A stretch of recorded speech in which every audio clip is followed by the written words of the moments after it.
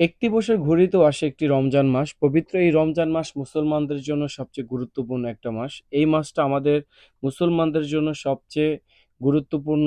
এই মাসে আমরা বেশি, বেশি ইবাদত করতে পারি। আল্লাহর কাছে ক্ষমা চাইতে পারি। আল্লাহ আমাদেরকে মাফ করে দিবেন ইনশাআল্লাহ। এই রমজান মাসকে কেন্দ্র করে আমাদের কত স্বপ্ন, কত আশা, আল্লাহর কাছ থেকে ক্ষমা চাওয়ার যে একটা সুযোগ, আল্লাহ এই মাসটা আমাদের জন্য উপহার হিসেবে দিয়েছে। আমরা ১২ মাসের ১১ মাস যাই করি না কেন, কম বেশি যতটুকু ইবাদত করার চেষ্টা করি না কেন, আমাদের এই রমজান মাস আসলে কিন্তু ছোট বড় সবাই কিন্তু আমরা আনন্দ উল্লাসে আমরা এই রমজান মাসটি পালন করি। আচ্ছা চলুন আমরা রমজান মাসের কিছু বিবরণ তুলে ধরি। রমজান মাস সংযমের মাস। অপচয় না করে অপচয় না করা। আপনি সারাদিন রোজা রেখেছেন, তারপর অপচয় করে নষ্ট করে তারপর আপনি ইফতার করলেন। ইফতার পরে খাবারগুলো নষ্ট করলেন বা সেহরিতে আপনি খাবার নষ্ট করলেন, সেটার নাম রোজা না। আপনি রোজা থাকবেন, একটা দরিদ্র বা ক্ষুধার্ত ব্যক্তির কষ্টটা আপনাকে অনুভব করতে হবে। একটা মানুষ আপনার কাছে খাবার আছে, চাইলেও আপনি আল্লাহকে ভয় করে বা আমরা আল্লাহকে ভয় করে খাবারটা খাই না। এই যে আল্লাহর প্রতি আল্লাহকে সন্তুষ্ট রাখার জন্য আমরা খাবার খাই না।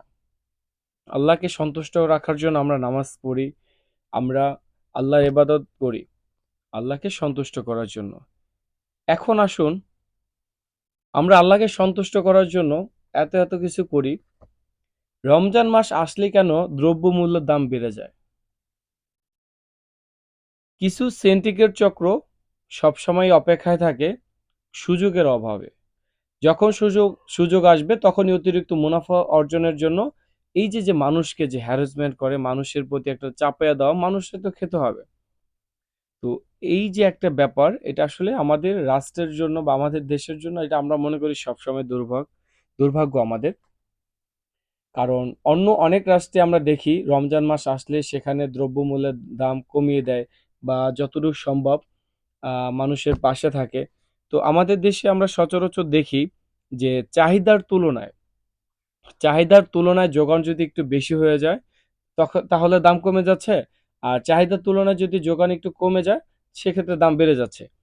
যখন দাম বেড়ে যায়, উত্তম হবে হয়তো আমাদের অল্প পরিমাণে ক্রয় করে যতটুকু পরিমাণ লাগবে অতটুকু পরিমাণ ক্রয় করা, অথবা এই সিন্ডিকেটটাকে কিভাবে সংশোধন করা যায় বা আমাদের রাষ্ট্রের প্রত্যেকটা নাগরিকের উচিত সচেতনতার সাথে দেশের ভালো দিকটাকে এগিয়ে নেওয়া। তো আসলে এই রমজান মাস শুধু ইবাদত করলেই হবে না। পাশাপাশি আপনি যদি সিন্ডিকেট ব্যবসা করেন, তাহলে আপনার সেই ইবাদতের কোনো দাম নাই। আপনি যদি মানুষকে ঠকান, অতিরিক্ত মুনাফা নিয়ে যদি আপনি ঠকান, আপনি একটা দ্রব্যমূল্যের দাম যা কেনা আছে আপনি সেইটার উপরে ভিত্তি করে বিক্রি করেন। তাহলে তো আপনার হচ্ছে। আপনার তো এইরকম করার দরকার নাই যে আপনার অতিরিক্ত মুনাফা না করলে আপনি চলতে পারবেন না। আপনার তো লাভ হচ্ছে।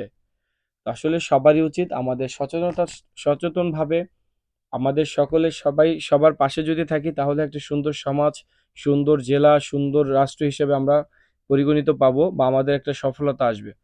একটা সরকার ব্যবস্থা বা একটা পরিচালনার দায়িত্বে শুধু একটা ব্যক্তি থাকলেই হচ্ছে না। আমাদের প্রত্যেকটা নাগরিকের নিজস্ব কিছু দায়িত্ব রয়েছে। সেই দায়িত্বগুলো যদি আমরা ঠিক জায়গা থেকে পালন করি, তাহলে অবশ্যই আমাদের পক্ষে সম্ভব সবকিছু রুখে দেওয়া।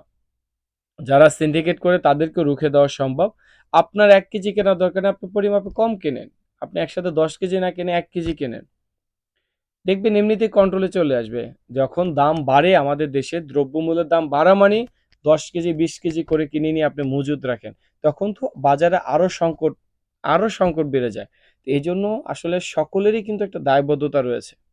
আমরা কিন্তু এরকম ঘটনার পিছনে আমরা কিন্তু সম্মুখীন হয়েছি। আমরা দেখেছি।